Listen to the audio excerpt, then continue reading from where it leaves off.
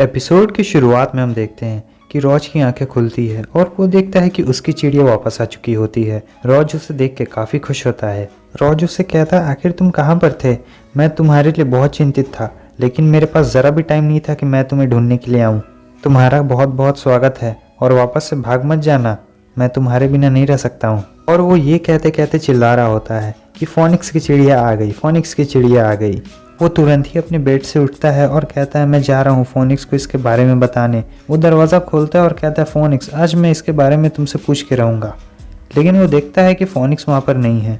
शायू कहती है, good morning brother rows, breakfast तैयार है। वो लड़की कहती है, क्या तुम मिस्टर फोनिक्स को ढूंढ रहे हो? लेकिन वो तो सुबह ही चले गए। वो तुम्हारे रूम में आए थे लेकिन तुम सोए हुए थे, इसलिए उन्होंने तुम्हें उठाया नहीं। रॉज अपने मन में सोचता है, क्या चला गया? कोई बात नहीं, जब हम अगली बार मिलेंगे तब मैं पहले से ज़्यादा ताकतवर बन जाऊंगा। सीन चेंज होता है, हमें फोनिक्स को दिखाया जाता है जो हवा में एक चील को देख रहा होता है और कहता है, आखिरकार उसने अपने पंख फैला ही लिए। वो दूसरी सुपर हीरो भी वहीं पे होती है। वो फोनिक्स से कहती है, तुम्हें ऐसा सरप्राइज़ देखना ये काफ़ी रेयर है। फोनिक्स कहता है, ओ तुम टाइम की काफ़ी पंक्चुअल हो। वो कहती है कि हमने इसी वक्त फैसला किया था कि हम यहाँ पर मिलेंगे। फोनिक्स कहता है, ठीक है, क्या तुम्हें इन्फॉर्मेशन मिली? वो कहती है, वो चीज़, मुझे डर है, तुम्हें उसे खुद से देखना चाहिए था। सीन चेंज होता है, हमें 3A के गेट को दिखाया जाता है। गेट के आगे 2 गार्ड्स खड़े होते हैं और वो दोनों बातें कर रहे होते हैं कि तुमने सुना 3rd लीडर को किसी ने मार दिया? वो दूसरा वाला बंदा कहता है, हाँ मैंने सुना, और कल ही 1st लीडर ने सबको ऑर्डर दिया है कि वो लड़ाई के लिए तैयार हो जाए। हम देखते हैं कि सामने से शायू आती है और वो कहती है, एक्सक्यूज़ मी, क्या आप बता सकते हैं कि बाथरूम किधर है? वो दोनों इसे देख के ही अपनी स्पिरिचुअल एनर्जी को बढ़ा लेते हैं और ये बंदा कहता है, वहीं पे रुक जाओ, तुम कौन हो? और ये जो दूसरा वाला बंदा कहता है, क्या हुआ, आखिर तुम यहाँ पर क्यों आई हो? तुम्हारा प्लान क्या है? तुम करना क्या चाहती हो? तभी बू शायू काफ़ी ऐसा रोने वाला बच्चा वाला मुंह बना लेती है, बच्चा ही है। आज पीछे से आता है और कहता है, तुम लोगों के साथ क्या गलत है? क्या तुम देख नहीं सकते हो कि शायू कितनी ज़्यादा क्यूट है? वो दूसरा वाला बंदा कहता है, ये एक ऑब्वियस सी ट्रिक है और तुम इसमें हमें नहीं फंसा सकते हो। तुमने हमें बेवकूफ़ बनाने की कोशिश की, सामने आ जाओ। वो पहला वाला बंदा कहता है, तुम्हें क्या लगता है तुम अपनी इस बकवास से ट्रिक से हमें डाउन कर सकते हो? और फिर वो दोनों मिल के रॉज पे हमला करने लगते हैं, लेकिन रॉज उनके सारे हमलों को आसानी से डॉज कर लेता है। वो पहला वाला बंदा कहता है, ये सब काफ़ी कमाल के मूव्स है, लगता है तुम्हारे पास कोई स्किल है। वो दूसरा वाला बंदा कहता है कि तुम ऐसे हमसे बच नहीं सकते हो, जल्दी से रीइंफोर्समेंट वापस आ जाएगी। और वो अपने मन में सोच रहा होता है, ये उस नीले बाल वाला का कंपेनियन लगता है, अब हम यहाँ तक आ चुके हैं तो अब इससे पीछे हटने का कोई फ़ायदा नहीं है। और फिर वो दोनों रॉज पे हमला करने के लिए जाते हैं। वो दोनों लगातार रॉज पे हमला करते जा रहे होते हैं, लेकिन रॉज अभी भी डिफेंसिव मोड में होता है। वो बार बार उनके हमलों से बच रहा होता है। वो बंदा फ्रस्ट्रेट होकर कहता है, क्या तुम ऐसे ही हमें अवॉइड करने वाले हो? चलो हमसे लड़ो। रॉज शायू से कहता है कि तुम यहाँ से दूर हट जाओ, और फिर उसके बाद शायू रॉज के पीछे आ जाती है। वो दोनों फिर से अपनी पूरी ताकत लगा के रॉज पे हमला करने के लिए वापस आ रहे होते हैं और कहते हैं, चलो हम इसे बैकअप आने से पहले ही मार देते हैं, हम किसी ऐसे से हार नहीं सकते हैं। लेकिन रॉज फिर भी उन्हें नहीं मारता है, वो उनके हमलों से बचता जा रहा होता है। वो लाल बाल वाला बंदा कहता है कि मेरे हमलों को अवॉइड करना बंद करो। रॉज उससे कहता है, नहीं, मैं तुम्हारे हमलों को अवॉइड नहीं कर रहा हूँ। और ये कहने के साथ ही वो इसे एक कमाल का घूसा मारता है। तभी वो दूसरा बंदा रॉज के पीछे से आता है और उसे मारने वाला होता है। शायू चिल्लाती है, ब्रदर रॉज, अपने पीछे देखिए। रॉज उससे कहता है, मैं बस सही अपॉर्चुनिटी का वेट कर रहा था ताकि मैं तुम दोनों को एक साथ डाउन कर सकूं। सीन चेंज होता है, हमें रॉज की मॉम को दिखाया जाता है। ये बंदा ज़बरदस्ती रॉज के घर में घुस चुका होता है और कहता है, मैम, क्या आपको सचमुच ऐसा लगता है क्या आप अपनी गिल्ट को छुपा सकते हैं रॉज को दूर भेज के? मेरे डैड इस विलेज के हेड हैं, वो आप लोग की वजह से बहुत ज़्यादा दुखी हैं। चाहे कुछ भी हो जाए मैम, आपको मेरे पापा के गुस्से का कुछ तो चुकाना ही पड़ेगा।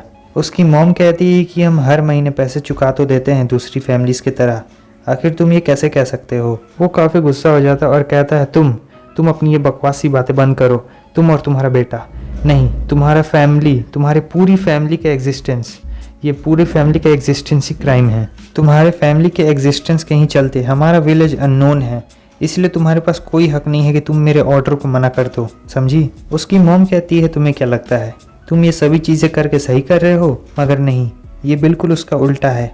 ये काफ़ी गलत बात है और काफ़ी शर्मनाक बात भी कि तुम मुझसे ऐसी रिक्वेस्ट कर रहे हो जो इतनी वीक है, और वो भी इतना गंदा चेहरा लेके। वो बंदा कहता है चाहे कुछ भी हो, मेरा तो पहले ही से प्लान था कि मैं अपनी पावर का इस्तेमाल करूं। लगता है मैं आपके साथ बहुत अच्छे तरीके से पेश आ रहा था, लेकिन अब नहीं।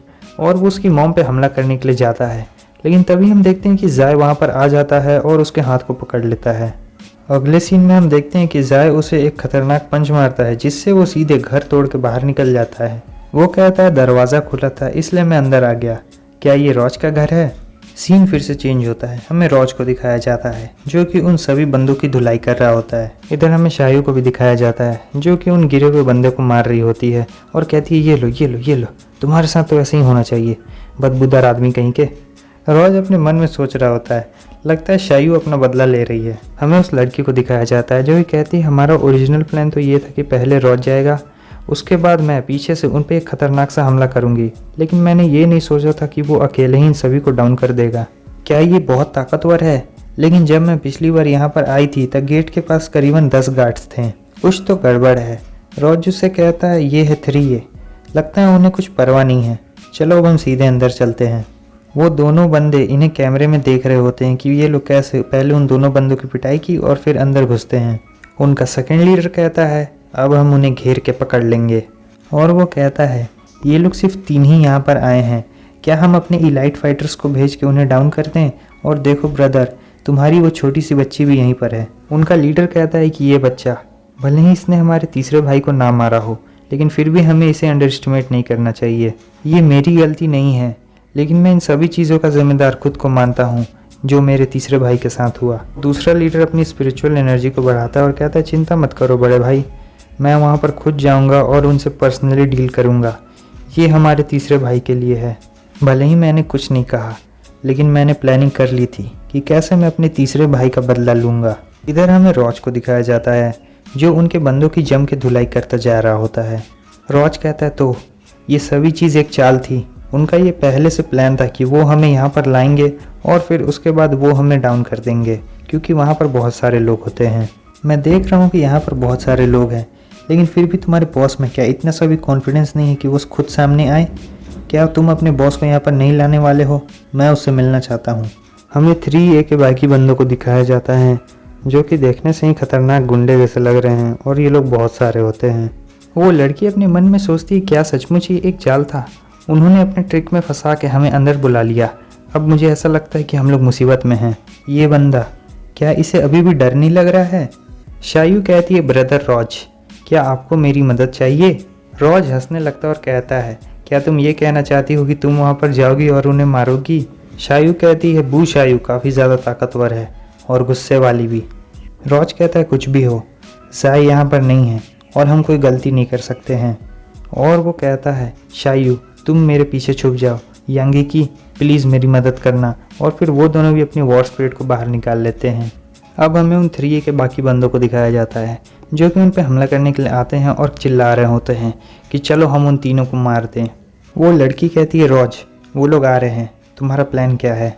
रॉज कहता है मेरा प्लान देखो प्लान ऐसा है कि पहले मैं वहाँ पे जाऊँगा और फिर उसके बाद वो कुछ बोलता ही नहीं है। वो कहता है अगर मैं इन्हें दूसरे शब्दों में कहूँ तो ये लोग ज़्यादा इतने ताकतवर भी नहीं हैं, हम इन्हें आराम से हरा सकते हैं। सबसे पहले मैं इन्हें मारूंगा, उसके बाद तुम लोग मेरे पीछे पीछे आना, फिर हम मिल के एक साथ इन सभी को हरा देंगे। वो कहती है क्या सिर्फ यही एक तरीका है? लेकिन तुम्हारी स्पीड में इसमें काफ़ी मदद करेगी। वो सभी उन पे हमला करने के लिए आ रहे होते हैं, लेकिन तभी उनके पीछे एक बड़ा सा स्पिरिचुअल एनर्जी निकलता है और उसमें से आवाज़ आती है गाइस। और फिर इधर हमें सेकंड लीडर को दिखाया जाता है जो कि सीधे रॉज के सामने आ जाता है, मैं इनसे लड़ूंगा। और इधर हमें उसकी स्पिरिचुअल एनर्जी को दिखाया जाता है जो कि देखने में सुअर की तरह दिख रहा होता है। और वो कहता है कि ये कैसा लगा। और बस हमारे ये वीडियो भी यहीं पे ख़त्म होता है। अगर आपको वीडियो अच्छा लगा लाइक कर दें, चैनल पर न्यू है सब्सक्राइब कर दें, कमेंट करके बताएं कि आपको वीडियो कैसी लगी। और यहाँ तक देखने के लिए आप सभी का बहुत बहुत शुक्रिया। तो फिर मिलते हैं आपसे नेक्स्ट वीडियो में, तब तक के लिए बाय बाय।